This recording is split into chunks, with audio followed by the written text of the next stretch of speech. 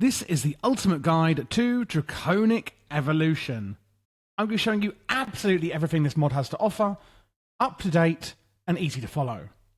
So the first thing that we're going to want to be doing in Draconic Evolution is something called fusion crafting.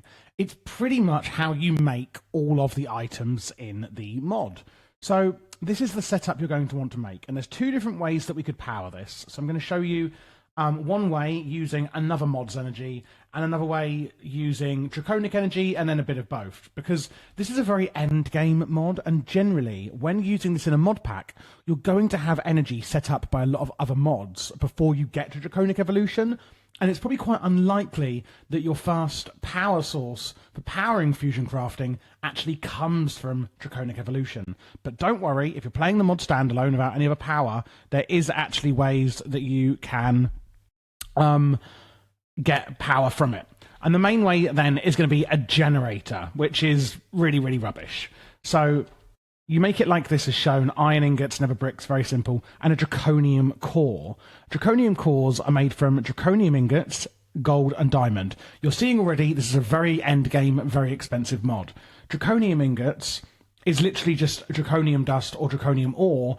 It does spawn in every single dimension. However, in the end dimension, there's tons of it, and you are going to want to be going to the end. God, what a mouthful! In Draconic Evolution, anyway. So go to the end, mine up a load of that ore. You're going to need it. If you want to use Draconic Evolution to power your fusion crafting, use this generator. And we can literally just put in here coal. I'm putting in blocks of coal, and you can have it on normal mode. You can have it on performance mode. You could have it on overdrive, where it's literally going crazy fast. Eco Plus, it's almost like you're driving a car. It's very interesting, or just normal. So it depends how much power you need, basically. And you can actually, a lot of the machines have a light theme, a dark theme, etc. So it's actually got dark mode. And then there's redstone controls. Whenever you see this icon, it's redstone control. And you can charge items in this slot here, if you wish. So the next thing you need to make is this here, a fusion crafting core. And then we need a draconium core for this. As I showed you before, it's all pretty simple crafting. I would personally place your fusion crafting core one up off the floor. So place like a stone or something, and then place it down here, and you could delete the stone if you like. It's up to you. That's what I do. Now the first item I'm going to be showing you is a draconium chest we're going to make. So what you're then going to need, it can't be too close, like you can't put them here. This is the closest you can get. So 1, 2, 3 gap in the middle. And then you're going to place these draconium fusion crafting injectors. So I'm just going to break these and start from scratch, basically. So what I'm going to do is just place some stone here to make it easy for myself, and get the injectors and go plop, plop, plop, plop, plop, like this, okay? Now, you are going to need it on both sides, so repeat that step on the other side. Making these, again, is pretty simple. You then, of course, need to power these. So how do we do it?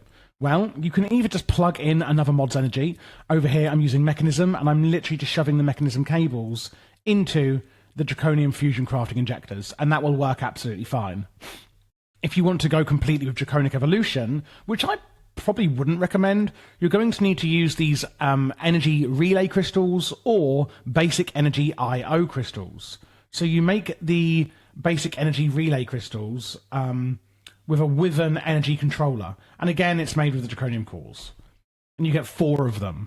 You can then put one of them into a crafting table, and it will give you IO crystals. The IO crystals are what you attach to a machine. The relays are, well, they're relays, so it's kind of the middleman. So what I'm going to do is I'm going to get some IO crystals, and I'm just going to put them onto these machines here. I'm then going to make a crystal binder, like this. And then what I'm going to do is I'm going to add my IO crystal, to your generator, for instance, or maybe a different mod's energy. And what I'm going to do is I'm going to put a relay here, because if you look at this, can you see it says on the IO crystal, links 0 out of 2? What that means is that I can link this IO crystal to 2 other places. 1, 2. Well, that's unfortunate. I need to link it to 3 more places on this side. Hence why we have a crystal, which is a relay, which can link to 8 places. Now, we can get upgraded versions of these later. So I'm going to shift right-click the IO crystal and then right click without shifting the relay. And can you see it's charging it up to 3.9 out of 4 million RF? I'm then going to shift right click the relay to say this is the one I'm choosing. And then I'm going to right click all of these. It's like that. And I've linked it. I've now linked this relay to these IO crystals. You can see these are all getting charged. And that's how you move energy around in Draconic Evolution. So now we actually get to do our craft, and we're making a Draconium chest, remember. So if we want to get a Draconium chest, what we'll see in here is the energy cost. It's called operational potential, but it's just forge energy, RF, you know, all the same thing, technically. You've got a top slot and a bottom slot. The bottom slot is the item you will get. The top slot is the item you put in. And then we have the left and the right. So 5 furnaces, some crafting tables, etc.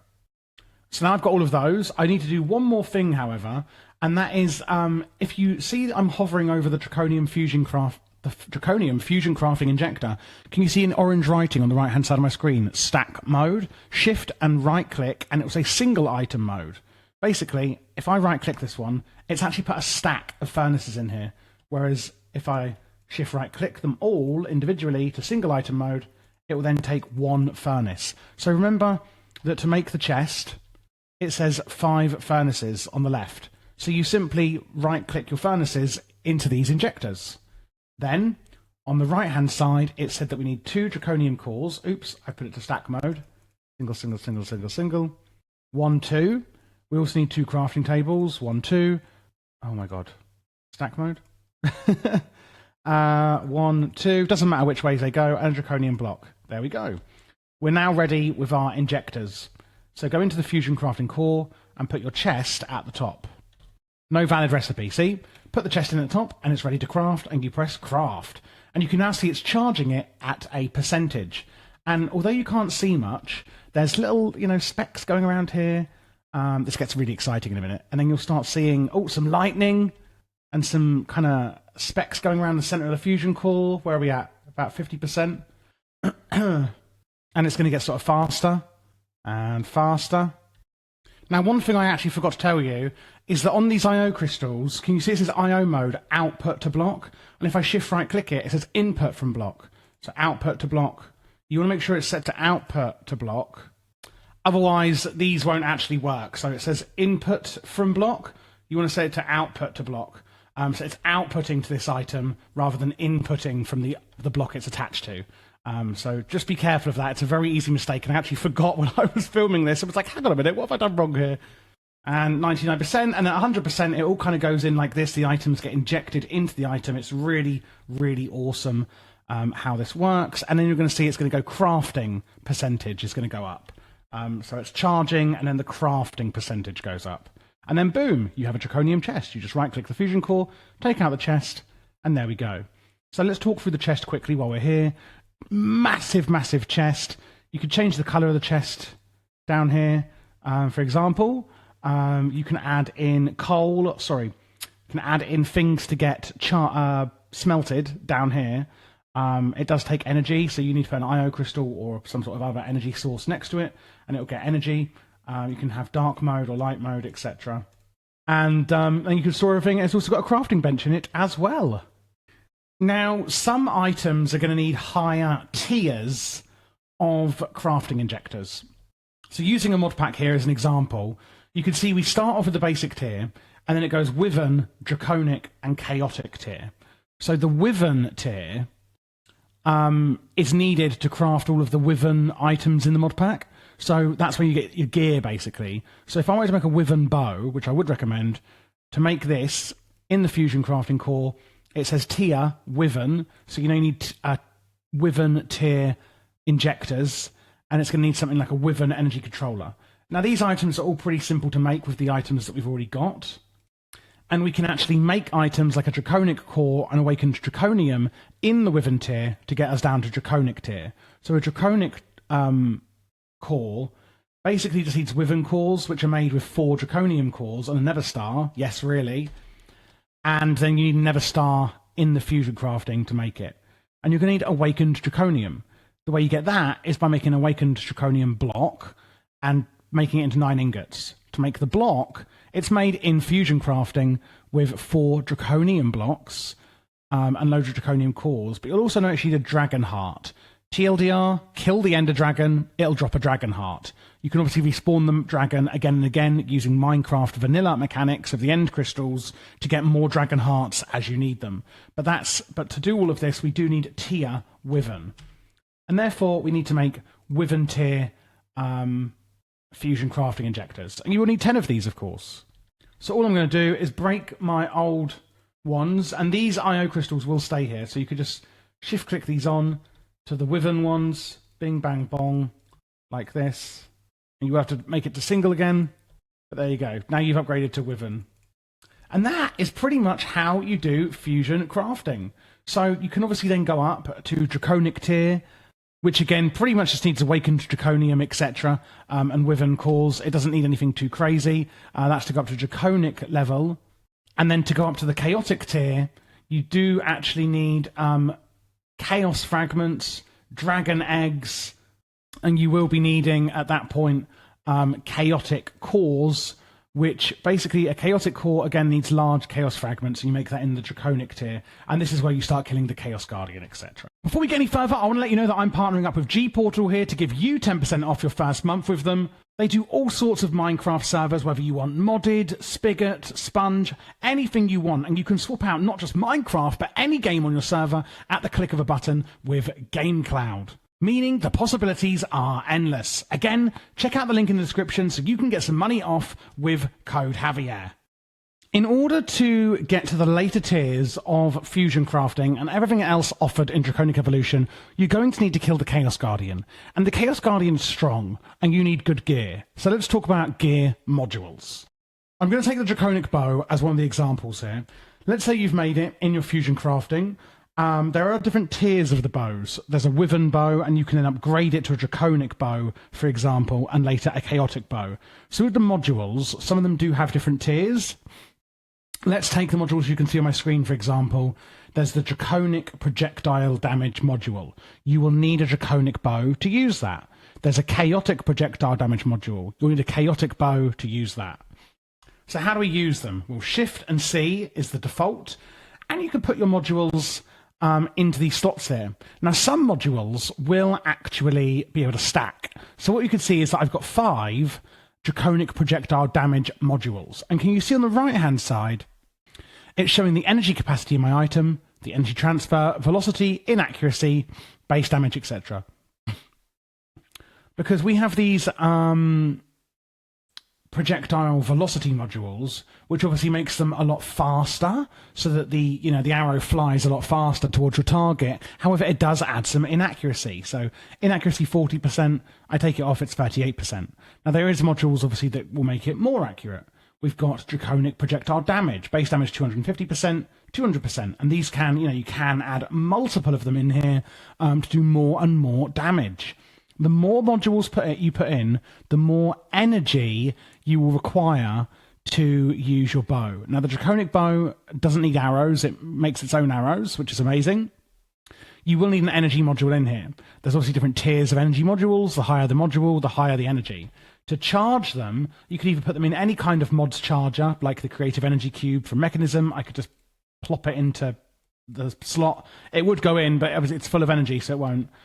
Or there's the Energy Transfuser from Draconic Evolution. So if you're already used to using the energy crystals, you can upgrade these, by the way. So there's Draconic versions. You can see here links 1 out of 4, whereas these ones are links 1 out of 2. Charge 64 million versus 4 million, for example. And you could plop this onto the top of your energy transfuser. Don't forget to use your crystal binder. Shift right click one, right click the other, and then with an empty hand, make sure to shift right click it to output to block on the transfuser and input from block wherever it's coming from. Or you could just use cables from Mechanism on this top slot. So we go into the energy transfuser. You see there's different logos on here or icons. It doesn't really matter too much, but you can have it in here. So what you do is you put your Draconic bow in this slot. It shows you how much energy is stored in the Draconic bow. And you can say charge, accept power from external sources, discharge, where you're discharging to external consumers. If this was set to input from block, I could discharge the energy in my bow into the crystal. And then this button says, you know, the leftmost item will receive charging priority, power inputs will be balanced between all 4 slots, etc., etc. It's up to you how you balance the energy charging for the different slots you have. So you could charge a few different items at once if you wanted. Now, this is the kind of like lightning bolt icon. If I go my Draconic Bow and right-click it onto there, a little line comes up, and I go in, and it's gone into that slot with the lightning bolt, or whatever we're calling it, there. So you can input from different sides to go into different specific slots if you wish. Regarding the items you have in Draconic Evolution, we have Wyvern gear, and then we have the chest plate. The chest plate is the only piece of armor that you need. It has shields that you can add into modules, so you don't need like legs, chest, feet, and head. You only need the chest plate, and it goes Wyvern, Draconic, and then Chaotic. Chaotic needing a Chaotic core, which does need you to kill the Chaos Dragon in order to get these, and you wouldn't have done that yet if you're still on Draconic. So the chest plate has shields. There's a staff that is only available from Draconic. It's basically like a Paxil, all in one. So let's now go through some of the upgrades that we have available to us. There's the energy modules. The higher the tier, the more energy it can have. There's also a wireless energy link, and again, there's higher tiers of these. This is really cool because what I've done is, if I go into here, Shift and C, remember, C for Charlie, what you'll notice is the wireless energy link goes massive when you put it in here, so it takes up quite a lot of slots. But what I can do is Shift right click on a basic wireless energy crystal, so a wireless version that you can make of the energy crystals, and that will link it up to here. Link that up to your relays or whatever, and then it's going to have, you know, energy going in, and then we can wirelessly charge our gear through the wireless crystal. There's speed upgrades, because remember, these go into all different items, so that you could put this into your pickaxe. Axes chop faster, pickaxes mine faster, bow shoot faster, and the chest plate makes you faster. The better the speed module, the better the quicker they go. Projectile damage, pretty obvious what that does. Projectile velocity, pretty obvious what that does. It increases the velocity. Projectile penetration. Crossbows have an enchantment which allows their arrows to go through multiple targets and continuously dealing damage. This is what this does. That's what the projectile penetration does. Accuracy is the one that will increase accuracy. Remember, some of them will reduce accuracy, so that'll increase it.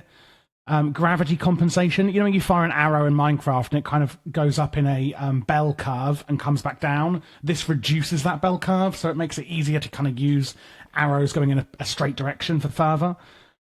Area of effect, so 3x3, 5x5, etc. when you're mining and doing things like that. Ender collection, items gotten from the tool this is on will go to your ender chest. How cool. Basic damage module, pretty simple. Axes and swords do more damage, and it can stack, just like the arrow damage one. Tree harvesters, if you put it on an axe, it's vein mining for axes. We have the Undying module. This is like an Undying totem. It does have a cooldown and uses a lot of energy every time it's used. The higher versions have much less of a cooldown. And then you've got the shielding capacity, which you add to your chest plate to get more and more shielding. And then large shield capacity, so, upgraded version of the basic one. Shield recovery, want your shield to come back, and not just when you almost die, then you'll need recovery modules. So that will recover. Imagine playing Halo. I don't know if everyone's watching has played Halo, how your shields recover, or in a lot of games of shields. I'm sure you understand the concept. Within shield control changes the actual shield you have and when it regenerates, which is interesting. Flight module gives you flight. Jump, bigger jump. Auto feed, it auto feeds. Night vision, Aqua Adapt for mining, mining stabilizer. What does that do? When falling, your mining is slowed down. That includes with creative flying. Oh, so it makes it like normal when you're in creative flight and stuff like that. Normal mining.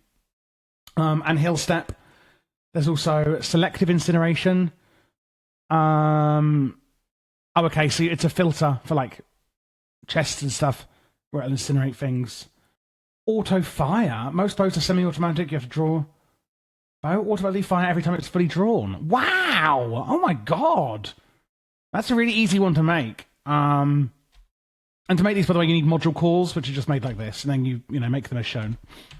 And then lastly, there's the projectile immunity cancellation module. Thanks to Newton, we know for every action there's an equal and opposite reaction. Basically, when an arrow hits a mob, the force of the mob applies to the arrow, which will slow it down. Unless you have this module, it doesn't act as if every mob was paper. It acts as if every mob isn't in the way.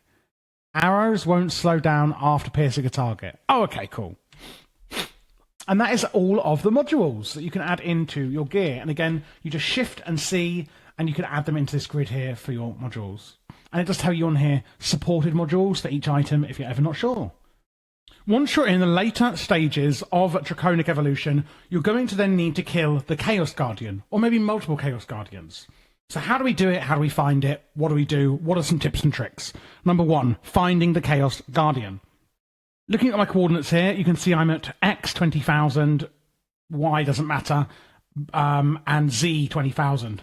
So the Chaos Guardian will actually spawn at 10,000x, 20,000x, 30,000x, 40,000x, and 50,000x, etc. on those coordinates. Doesn't matter what Z is, but it will also spawn at 10,000Z, 20,000Z, 30,000Z. So obviously you will then see it at 10,000Z and X and 10,000X and Z, because those coordinates will interact at those points. But every 10,000 of either axis doesn't have to be both at the same time like I am. You can go to 10,000x, but 10 bazillion Z, it doesn't matter. But obviously they will overlap at the 10,000 of each. That's where you'll find a Chaos Guardian here. Basically, a Chaos Guardian island. It's a pretty big place, but I think it is an island. Yes, it is an island. You're going to need very, very, very good gear. It shoots laser beams. It has fireballs. It's pretty much the same as the End Dragon, but incredibly powerful. Tips and tricks on what to bring. Now, I'm using a chaotic bow here, but you could use a draconic one, of course. I'm just showing you with making it easier for myself, basically. But imagining Shift and C to go into your modules, imagining you're using a draconic rather than chaotic versions, what I would recommend is you get a load of projectile damage modules to give you loads more projectile damage. Then get speed modules. These are the ones that are going to be the drawback speed on your bow, so you can draw it back faster. Then get a load of velocity modules, meaning that the arrow is going to fly a lot faster and hit the Ender Dragon, or the Chaos Guardian, a lot quicker. Then get some projectile accuracy modules, making it more accurate. And then get an auto fire module. The TLDR here, get tons of damage, drawback speed really quick, arrow speed really quick, and then get an auto fire so that it goes really quickly on its own with you just holding the right mouse button down. And then accuracy to reduce inaccuracy. And with my example, you've still got all this left. You could add a wireless energy module or something in here. But when I hold this right button down, look how fast I fire arrows. It is literally insane. And it's going to make targeting the Chaos Guardian so much easier. But of course, first of all, we must destroy the crystals in here. These do work from the fireballs that the Chaos Guardian shoots at you. These are just normal iron bars. You can go through them. TNT will work. Any sort of explosion will work to get you through the bars. And then you need to do a load of damage to the crystal. I'm using it here with an upgraded chaotic sword, but you'll see here, it doesn't look like it's doing damage, but it will, as you can see here. So just keep going at it. It does make a sound, and the sound kind of gets more intense the closer it is to being destroyed. Obviously, you go around the arena and you destroy all of the crystals so that the dragon can no longer regenerate. I think we've killed 3, 4, but they're all in a circle. They should be pretty obvious. He can also one-shot you, even with Netherite on, even with a chest plate from Draconic on. You need crazy good gear to survive this dragon. He is so strong. This really is like an end game kind of boss, Once you've destroyed all of them, obviously the Chaos Guardian can no longer regenerate. You can use a sword, a bow. It's entirely up to you. I'm going to use a bow, and look, this is on easy difficulty, but look when I've got my bow upgraded, how fast I can get his shield down. So the first bar is a shield, the second bar is going to be a health bar, basically. But it's going to be tough, you know? And therefore, having this crazy kind of bow is going to make life so much easier, because you can just fire at will and think, well, hopefully it hits it. And at these kind of speeds, it should really. Could probably add a few more velocity upgrades and it will hit it even faster. Once the shield's down, the bar goes orange. But you can see here, with this kind of bow, this is honestly my top tip. Just make sure you have a crazy good Draconic bow with loads of module upgrades. Really. And you'll be fine. And then damage, really, you know, it's going to depend on your mod pack, but I would just have the absolute best of the best of the best gear that you can, really. You need some crazy gear. It even used to be able to, in earlier versions, be able to kill players in creative, which is just mental. But it can't do that in the later versions on, you know, 1.20. Maddie, the head of potatoes, has awoken nearby. Righto. And then when the dragon dies, it comes swooping down into the centre, and it will leave you a dragon heart, just as the normal Ender Dragon would. So, come on, explode, will you? Haven't got all day. We're trying to do a tutorial here. There we go. You can see there's loads of XP here. It's going to drop some... Well, that might be from a Enderman, actually. It's going to drop a dragon heart, as you can see here, just like the Ender Dragon does. But what you're also going to see is there's going to be lightning. So, just standing here, can you see that lightning hitting there? Well, this lightning actually means something. So, let's wait for it again. Okay, so there's the lightning. And if I just dig down through the obsidian, from the lightning, what you're going to see is I've gone down into draconium-infested, infused obsidian. And I've come down into this kind of crater. Now, it's probably quite hard to see on this stream. I have got it on bright, but it's not bright enough. Can you see here, we've got the Chaos Crystal. So I'm just going to go into survival. And I'm going to make some space. Now, you can mine. It can take a really long time. If you look at the bar at the top of my screen, you can do it with netherite. I'm not sure if diamond works, but netherite's fine. Doesn't have to be a draconic pickaxe. Takes a really long time to mine.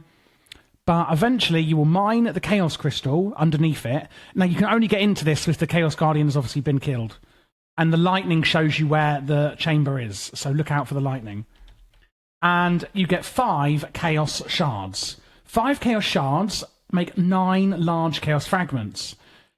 And oh my god, a large Chaos Fragment makes 9 small Chaos Fragments. And you get 5 of the biggest one every time you kill the dragon. You can't respawn it. You would now need to go to a different island. If you've done it at 10,000x, then you would go to 20,000x, you know, or 10,000z to the next Chaos Dragon Island. If you're playing on a server, sometimes server admins, this is what I used to do on a server, is I would reset the end so that people on the server could keep going to 10,000x, rather than, you know, if one player's done the first 10, the next player has to go to 100,000x coordinate, which is obviously quite a long way. You can just delete the end dimension folder and it'll respawn it. And these are basically used for the end game crafting. So a chaotic core, you need a large chaos fragment, and you use, you know, draconic. A chaotic core is used in things like the end modules here, and also for the chaotic tools. This is how you upgrade them. The tools into, you know, the absolute best tools here, like draconic into chaotic, for example. That's how you get all of the amazing tools. And how you upgrade a reactor stabilizer frame into a reactor stabilizer, which now would bring us on to, at this point in playing Draconic Evolution, how to use the reactor. Once you've killed the Chaos Guardian and you've got your fragments, etc., you may want to set up a Draconic Evolution reactor, which is this in front of us. It's quite simple to set up and can be simple or complex to keep stable. If you've seen, I would just Google it if I were you, Draconic Evolution Reactor Meltdown. It will destroy and vaporize absolutely everything in about a 300 block radius. Meaning, top tip here, before we get started, put it in another dimension. Put it in the nether, use some sort of quantum entangler porter or something from a mod that can do cross-dimensional power. Put it in a compact machine. Put it in the nether. Put it in the end. Put it somewhere that is not your base, There is nothing that can stop this thing from vaporizing the land around it, unlike industrial craft and things like that, where there's certain blocks that will contain a nuclear meltdown in Draconic Evolution. So I just want to make that very, very clear, make some backups, but I'm going to teach you how to use it safely, because this thing is crazy power generation. So you're going to need a few things. You're going to need a Draconic Reactor core, and before we get started, these are all made, of course, in fusion crafting. If you're making a Draconic Evolution reactor, at this point, you should know how to use this, and you will have already killed the Chaos Dragon and got your Chaos Shards to make these items. So you're going to need 1 Draconic Reactor core. You're going to need 4 Reactor Stabilizers. You're going to need 2 Flux Gates and 1 Reactor Energy Injector. I would also make a few levers, and, well, that's about it, really. So you can have the distance between the core and the stabilizer 5 blocks, which is what I think I've got here, but also up to 8 blocks away. Probably best if you just put it 8 blocks away, because this core will get bigger, and it's the more crazy it gets, the bigger it gets, and you want to be able to stabilize it with the stabilizers. So if they're a bit further away, it may be helpful for you. Okay, so you'll know if it works because I can click on the reactor stabilizer and it comes up like this. Now, if I delete this, you see the reactor core goes really, really small, and it says invalid setup. If I then put it down, it now says status offline, and the fuel in and chaos out bits come up. So to fuel it, you use awakened draconium. Don't worry, it's very efficient, and it can only take 8 blocks at a time. When you put that in, the charge button appears. Don't press it yet.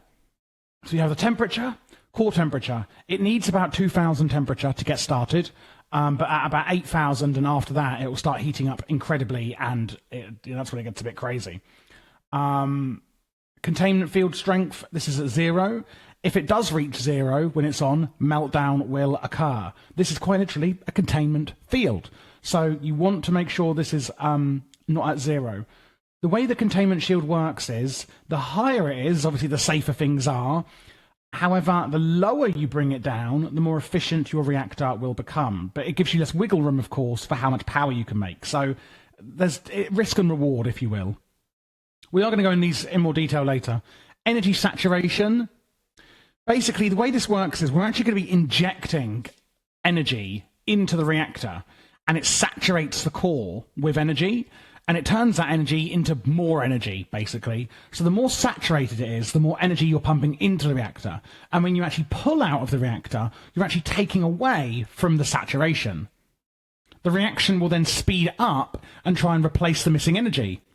So how much energy the reactor is producing is actually represented by something called a generation rate. The higher the saturation, the lower the generation rate. Because, remember, the lower the saturation, the more it's going to go, oh gosh, I need to get more saturated, and it will try and make more energy. So the lower the saturation, the higher the generation rate will be to get that saturation back up.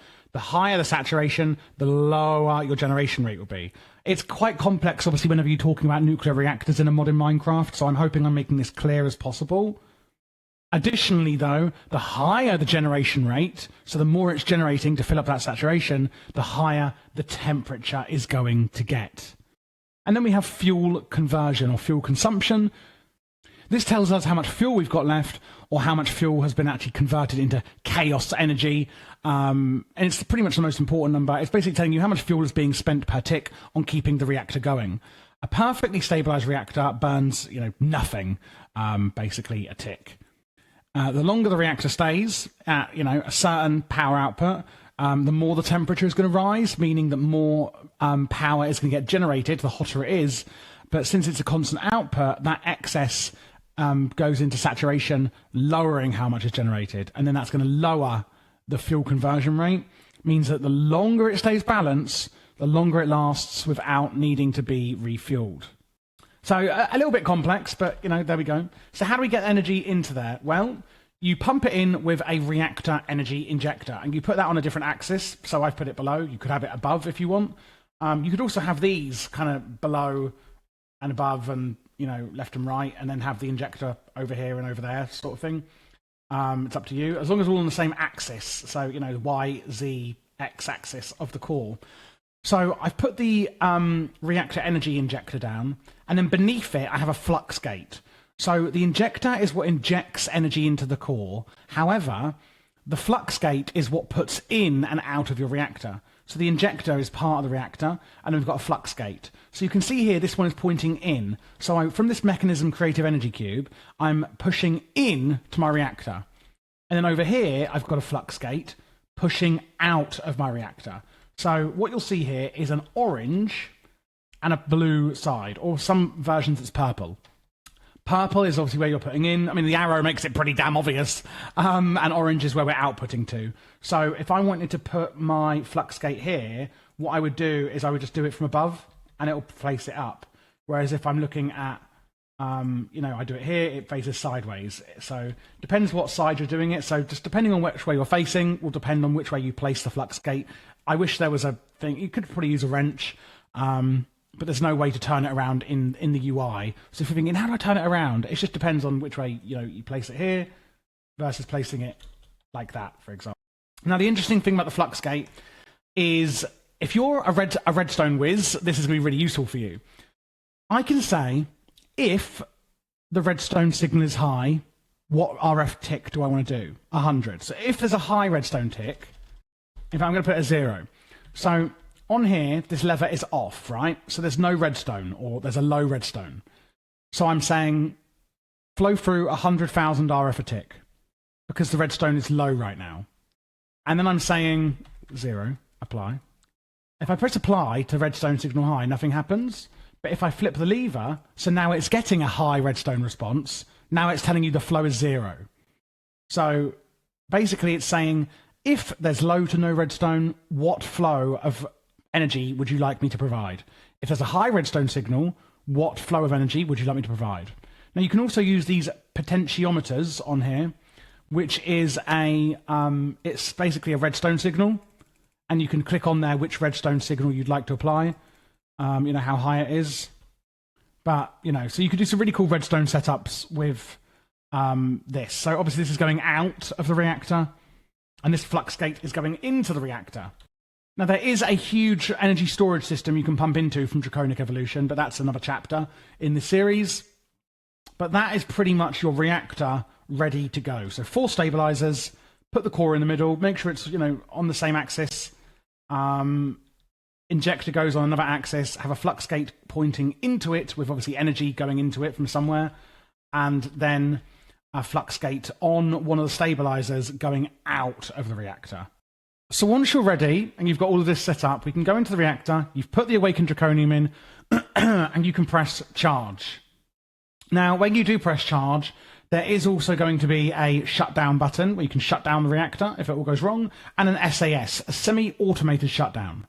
When enabled, it will automatically initiate shutdown if the temperature drops below 2500 degrees and the saturation reaches 99%. This can be used to automatically shut down your reactor in the event of a malfunction, or just when it needs to be refueled, because if that saturation reaches 100 and it's still pumping energy in, it's just going to get hotter and things go kaboom, baby. So we need to be warming up the reactor. As you can see right now, we are saying if the redstone signal is low, we want 0 flow, so I'm going to turn my lever off. That is going to then shoot energy from the injector. It's going to start shooting it into the reactor at the rate I've put. So I'm saying 100,000 RF per tick. The containment shields will automatically turn on, as you can see here. And when we go into the reactor, you can see the containment shield strength is going up, which is obviously a good thing. Once it gets to about 50%, that is where you're going to want it. And we also want the energy saturation to reach about 50%. We also want the core temperature to get to about 2000 degrees, and that's when your reactor is basically charged and ready to go. So containment field strength 50%, energy saturation 50%, and then 2000 core temperature. Now the temperature is going to go up once the saturation starts going up, etc. And of course, down here in my flux gate, I could say maybe I want 200,000 redstone flux going in. So basically what's going to happen is 3 stages of this charge up, right? because this is all energy. So it's going to put energy into the containment field strength, as you can see, 50%. Then it's going to put your 50%, so 500 million, into energy saturation. And once it reaches that 50%, it's then going to start getting hotter and hotter and hotter and heating up the energy in here. And as you can see, the core temperature of the reactor is rising. And you can see here the reactor is changing color as it gets hotter, etc. It's very, very cool. So remember, we want to get it to 2000 degrees. So we're nearly there. And it's reached 2000 core temperature. Now it will stop at this point because it is charged and ready to go. And what we can now do is press activate and activate our reactor. And, oh my God, as you can see here, the containment shield goes down to 0 and everything goes very, very badly. So you do need to be careful how much energy you are pumping into this thing and kind of incrementally add more and more power to it, or just test it in creative and test out different power amounts, etc., until you can get it stable. So as you can see here, it will say explosion imminent. Emergency shield reserve is now active, but it won't last long. There's no way to stop the overload. The stabilizers are fried. I suggest you run, and it will give you an estimated time until detonation. So that is what will happen if you do let it melt down. So one thing to note on the containment field, the stronger the field is, the more RF you need to keep it at that level. Once it has calculated it, you can see here we have an estimated time until detonation. So I know that in 100 seconds, it's all going to go kaboom. And I will obviously show you how crazy it gets. And there we go. This is what an actual explosion looks like when it happens. This is the meltdown. So I want to show you, this is obviously what you don't want to happen. And basically, when it does go off, this is what you're left with. So this is the crater here. Of course, the traveling trader still managed to survive it. Of course he would. Now, this is going to take a while even to actually get going. But yes, this is what the crater looks like if you let it melt down. And if you're thinking, oh, it's not that big, if we actually keep going out, you will see that it isn't just the crater that is affected, but actually a huge swath of land up to what looks like about here has been affected. So it's about this far out. You know, it's an absolutely ungodly amount of land. If you wanted your base to be in a sort of wasteland, this is actually a great way to do it. You could do that and then put your base in the crater, make a really cool base, to be fair, but not something I'm personally going to do. You can literally see in the ocean where it has like caused, you know, such an explosion. It has literally wiped out like half the ocean here, and it's just like a complete mess.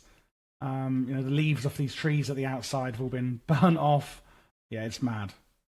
So what I'm now going to show you is how you do it, how to do it correctly. And what I'm going to show you is a really good reactor setup that you can use to output up to about 8 million power per tick. You do need somewhere for this power to go, though, so do be, you know, aware of that, of course.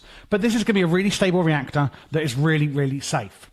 So let's start off from 0. We've set up the reactor. We're going to charge it up. What I want you to do is get your flux gate going in and set the high redstone signal to 1.2 million. So we're going to input 1.2 million redstone flux per tick and have low to 0, meaning it's at 0 because the lever is off. On your output one, put it to 2.5 million. So input 1.2 million, output 2.5 million. And we want to turn this off as well.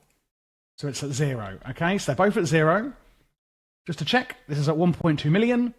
I'm going to turn it on. And then I'm going to say, oh, put the fuel in, would help. Put the fuel in, turn it on, and press charge. The containment field strength is going to whiz up to 50% very quickly. The energy saturation is going to, well, it's going to get there. It's going to get there eventually. And while charging it, you could up the input rate. Just don't forget to turn it back down. But it's going to take like a minute. I would just leave it at 1.2 million input.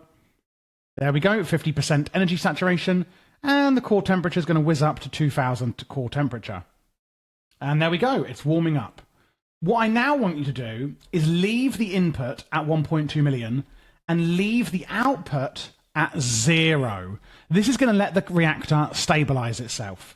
So I'm going to say activate. And what you're going to see here is that the energy saturation whizzes up, as will the containment field strength. Now it's going to get very close to 100%, and I do not want you to worry. So we're just going to wait this out to avoid nuclear meltdown.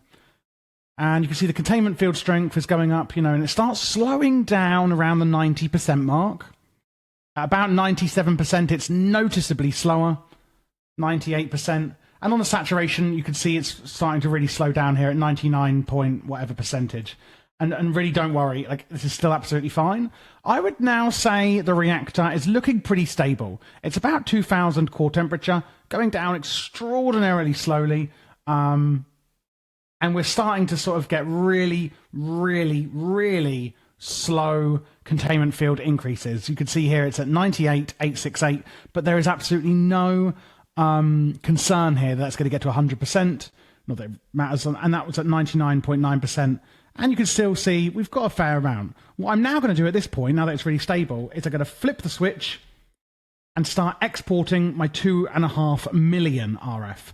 And what you're going to see is the containment field rapidly dropping, and so will the saturation, because remember, we're pulling out of that saturation. We're unsaturating it by pulling out energy at 2.5 million per tick. What you're then going to see is that the containment shield is going to start stabilizing around the 55% mark, and the core temperature is going to start rising. And as you can see here, the containment field strength is really stabilizing out around 53%. You can see it's getting a lot slower on the percentage, and about 50% this will stabilize, as will the saturation here. And the core temperature is sitting about 3,000 degrees. I think that will stabilize that. It's looking pretty good. So once it has now stabilized with an input of 1.2 million and an output of 2.5 million, what you could start doing is etching up those numbers. Now, eventually, you will have to turn this off and actually refuel it with those 8 Draconian awakened blocks again. But this makes such incredible amounts of power. It is nuts. So we're making about 2.5 million RF per tick. And as you can see, it's really, really stabilizing now. And you could start upping it. So maybe we could up it to 1.25. And I'm going to up that a little bit for the injection rate. And go, okay, it's the containment field's going, up a bit now again. I could probably do a bit more than that, to be fair. I would just do it like this, 1.4 million. And then go, okay, containment field's going up. Yep, that's looking pretty good. It's not going crazy. Saturation's not going crazy. Core temperature's okay, pretty stable.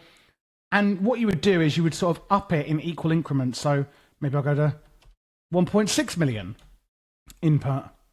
It's still not going up too crazily. We're still about fine. Maybe now that I've put it up to that, I can then up this to 2.7 million output. And what you're going to do when you do that is just watch that containment field, watch that temperature, and watch that energy saturation, and wait for it to stabilize. Don't start going crazy and going, woohoo, energy for days. No, wait for it to stabilize. Every time you do this, slow and steady wins the race. Basically, keep doing what I'm doing here, and with this setup, you can easily keep incrementally increasing this until about 8 million output, basically. And there you go. You have now got a stable Draconic reactor. Once you've got your reactor up and running in Draconic Evolution, you may want to actually store all of that energy you're producing somewhere. And that is where it comes into what's it even called? The energy core. This is how we store all of the gargantuan energy we are making in Draconic Evolution.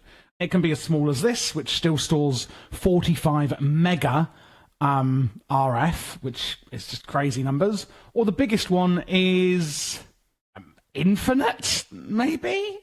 Yeah, it might be a infinite number, which is impossible, but, with mathematics, but a very, very big number, let's say. So how do we actually make this, and how do we then get energy in and out of it? Well, first of all, you'll need an energy core. I would place this, in the air for obvious reasons.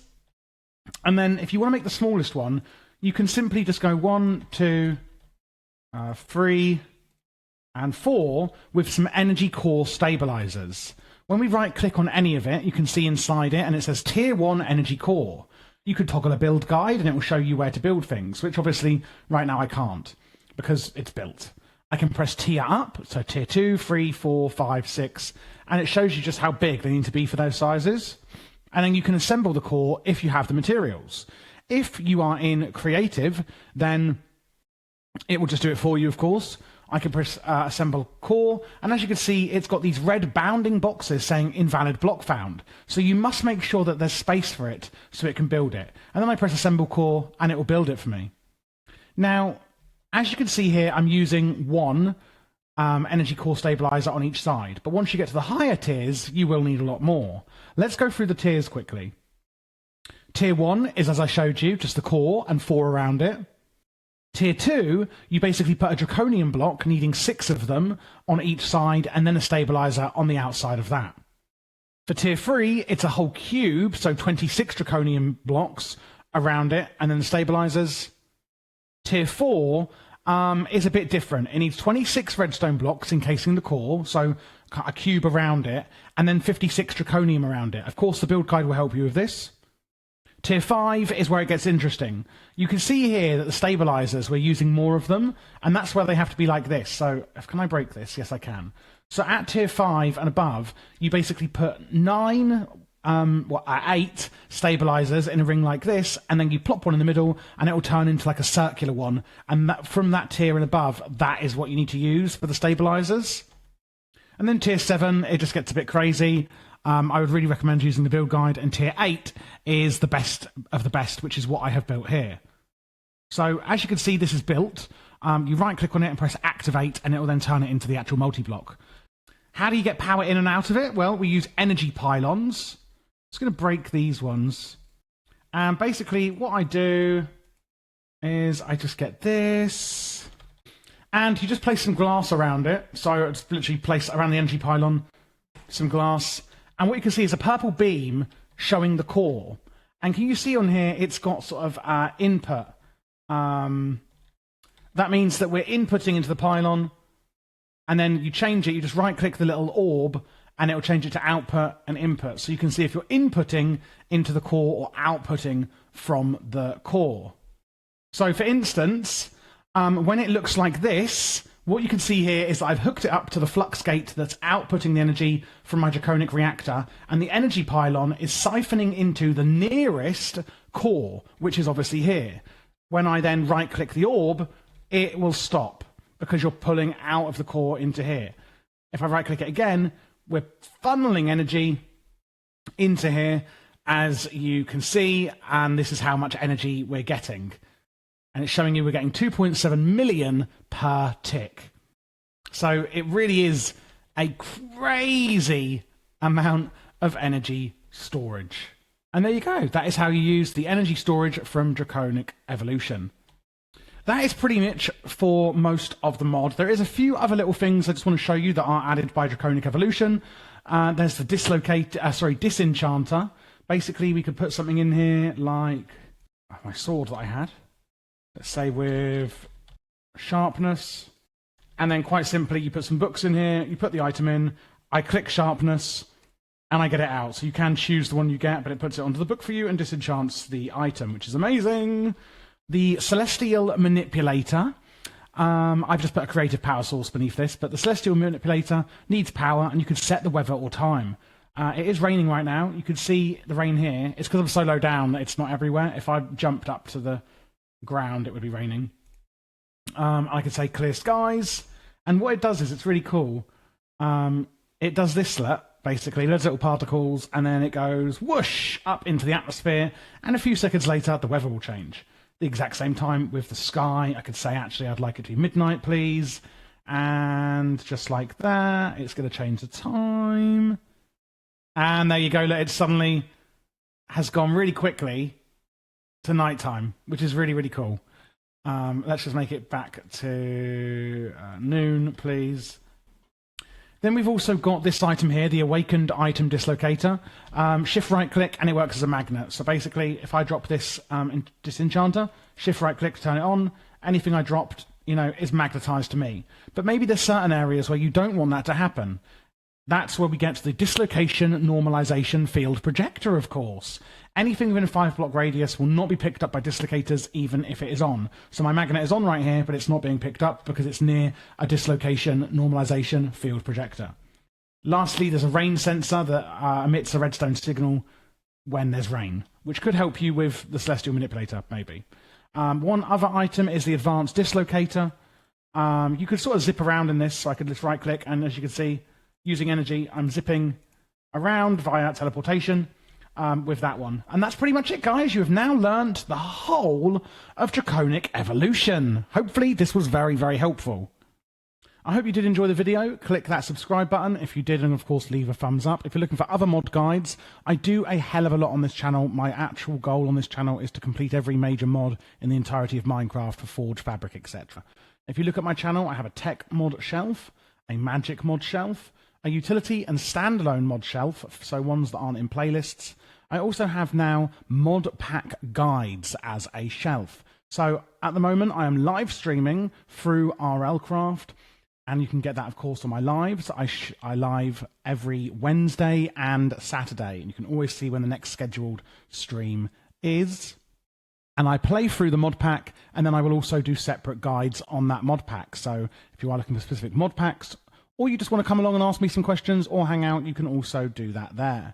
Do also just use the search bar if you are looking for a specific mod. And if you'd like to play with me, the mod pack that I do live stream, I do from our Patreon server, which of course you can join down below, which would massively support the channel, but also gets you access to things like that.